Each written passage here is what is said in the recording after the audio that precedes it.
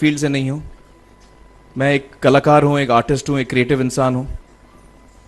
और आप लोग बेहतर जानते हैं एजुकेशन के बारे में। इतने साल से आप एजुकेशन चला रहे हैं। पिछले कुछ साल से मेरा अनुभव हुआ है, चूंकि मैंने कुछ फिल्में की हैं। एक फिल्म थी तारे ज़मीं पर, और अभी हाल ही में मेरी जो फिल्म आई है 3 इडियट्स, ये दोनों फिल्में एजुकेशन के टॉपिक पर हैं। तो लिहाजा मैं इस वजह से मैंने काफ़ी रिसर्च की एजुकेशन के ऊपर, और कुछ चीज़ें मेरे सामने आई हैं और वो चीज़ें मैं आपके सामने रखना चाह रहा हूँ। आज यहाँ पेरेंट्स हैं, एजुकेटर्स हैं, टीचर्स हैं, बच्चे भी हैं।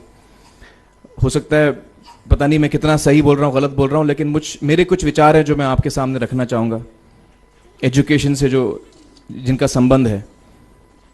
और वो ये कि सबसे पहले तो हर बच्चा ख़ास होता है। ये मैंने डिस्कवर किया अपने रिसर्च में। हर बच्चा ख़ास होता है।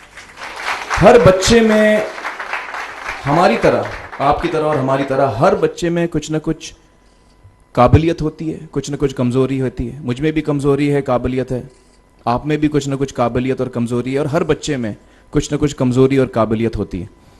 और हमें as parents, as elders, as education system, हमें हर बच्चे की खासियत को पहचानना है, उससे मदद करनी है।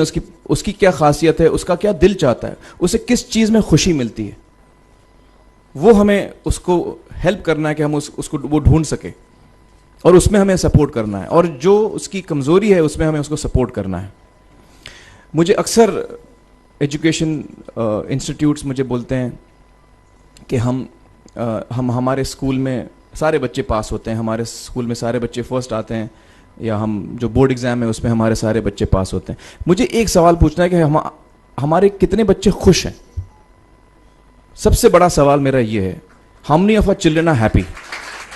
और वो जो हैप्पीनेस कोशेंट है ना, वो मेरे लिए सबसे अहम है। क्योंकि देखिए, पढ़ाई लिखाई तो हम सीख ही लेते हैं। जब मुझे कोई चीज़ सीखनी होती है तो मैं कुछ ना कुछ करके सीख ही लेता हूँ। हमारी फिल्म 3 इडियट्स जब रिलीज होने वाली थी, रिलीज से पहले हमने कई स्क्रीनिंग्स रखे थे, टेस्ट स्क्रीनिंग जिसको हम कहते हैं, जिसमें कि हम ऑडियंस जैसे आप लोग हैं उनको बुलाते हैं, फिल्म दिखाते हैं, उनसे पूछते हैं कि फिल्म कैसी लगी। ऐसे एक टेस्ट स्क्रीनिंग हमने किया था। बम्बई में एक फैक्ट्री में कारीगर लोग काम करते हैं, तो करीब 25-30 कारीगर आए थे उस स्क्रीनिंग में। स्क्रीनिंग के बाद उनका एक कारीगर था, उसने मुझसे एक सवाल पूछा। उसने मुझसे ये पूछा, आप लोगों ने फिल्म देखी है 3 इडियट्स? उसमें उसने मुझे एक सवाल पूछा जो बहुत कमाल का सवाल था। उसने मुझे ये सवाल पूछा कि सर, पिक्चर के अंत में हमें पता लगता है कि आप तो रणछोड़ दास थे ही नहीं, रैंचो तो थे ही नहीं आप, तो सर्टिफिकेट तो आपको मिला नहीं, वो तो जावेद जाफरी को मिल गया। तो आप इतने बड़े साइंटिस्ट कैसे बन गए?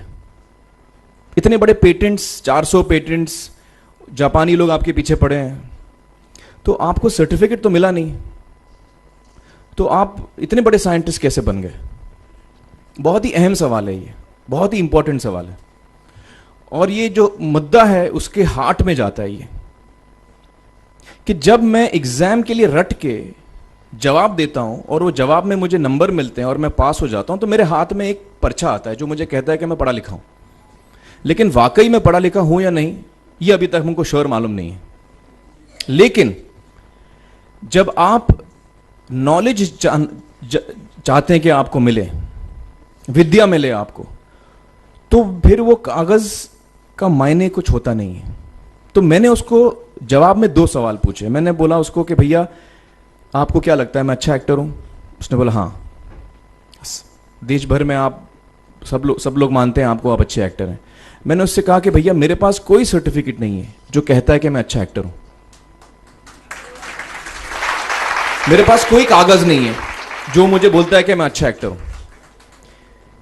मैंने फिर उससे एक सवाल पूछा कि मैंने सुना आप बहुत अच्छे कटर हैं, आपके जो बॉस मुझे बताते हैं कि आप उनके मेन कटर हैं और आपकी बड़ी इज्जत करते हैं वो, आपके पास कोई पर्चा है, सर्टिफिकेट है जो मुझे बताता है कि आप कटर हो? उसने बोला नहीं सर। तो मैंने बोला आपका जवाब आपको इधर ही मिल गया।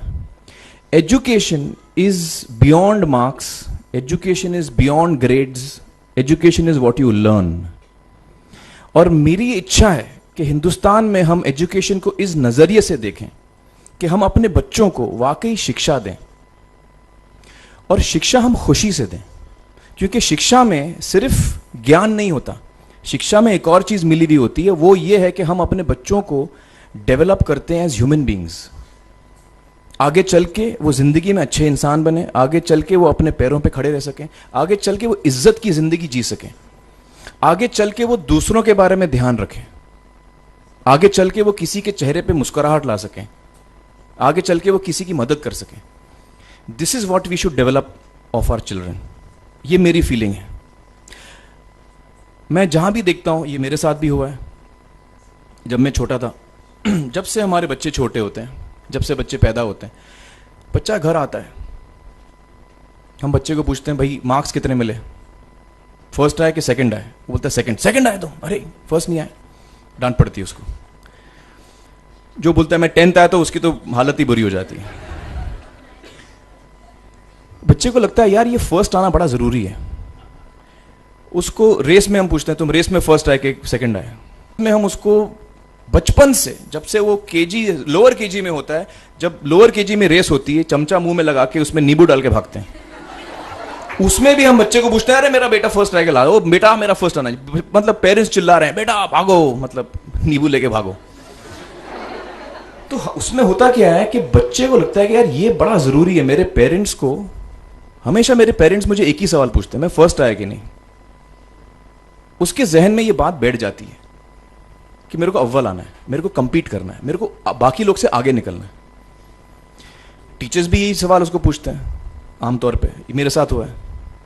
होता क्या है कि जब वो बच्चा 21 साल का होता है तो वो बड़ा सेल्फिश हो जाता है, और उसको सेल्फिश हमने बनाया, हमारे सिस्टम ने बनाया। वो अपने बारे में सोचता है और किसी के बारे में नहीं सोचता, क्योंकि यही हमने उसको ट्रेन किया बचपन से।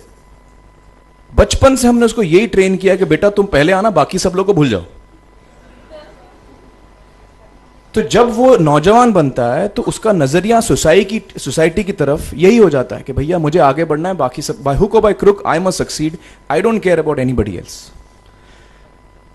मेरा ये दिल कहता है, मेरा ये दिल चाहता है कि अगर हम जितने यहां पेरेंट्स हैं, एडल्ट्स हैं, यंगस्टर्स हैं जो कल जाके पेरेंट्स बनेंगे, अगर हम अपने बच्चों को ये सीख दें जब वो छोटे हैं, जब वो घर आए हम उसको ये सवाल पूछें, ये नहीं पूछें कि मार्क्स कितने मिले, उसको ये पूछें कि बेटा आज तुमने किसकी मदद की, आज तुमने किसके चेहरे पे मुस्कुराहट लाई। अगर हम उसको ये पूछें तो उसको ये लगेगा कि यार जरूरी ये है। मेरे पेरेंट्स मुझे हमेशा ये पूछते हैं, मार्क्स का तो कभी पूछते नहीं, वो मुझसे ये पूछते हैं कि भैया तुमने किसको हेल्प किया आज। तो हेल्प करना लोगों को, लोगों के बारे में सोचना, लोगों के चेहरे पे मुस्कुराहट लाना, ये मेरे पेरेंट्स के लिए बड़ा इंपॉर्टेंट है। साइकोलॉजिकली वो इस चीज के साथ बड़ा होगा, स्कूल वही जाएगा, पढ़ाई लिखाई वही करेगा, वो उसका नजरिया थोड़ा बदल जाएगा। जब वो बच्चा नौजवान बनेगा, 21 साल का होगा, और सारे बच्चे उस उम्र के जब 21 साल के होंगे, हमारी सोसाइटी चेंज हो जाएगी।